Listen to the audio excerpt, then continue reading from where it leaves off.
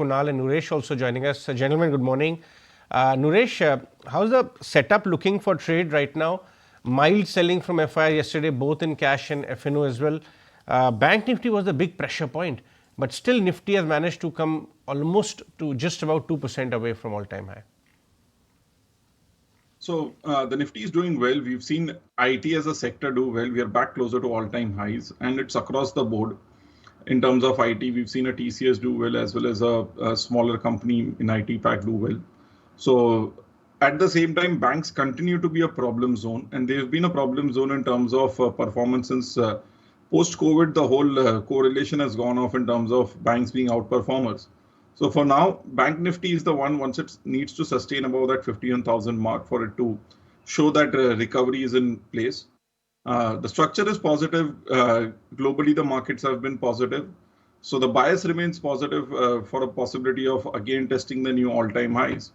And now we shift our stop losses to 24,200.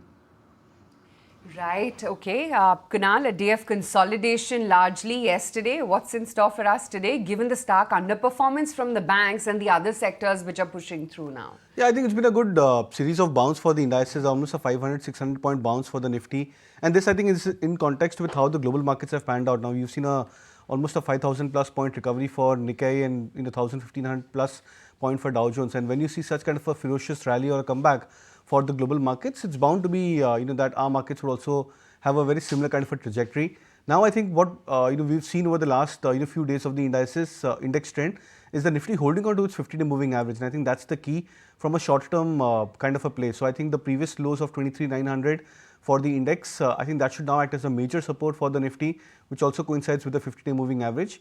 And since we've broken past about the 24,500 mark, I believe we should be on course for trying to even come back about the 25,000 mark over the next 1 to 2 weeks. So I think traders could hold on to their long positions.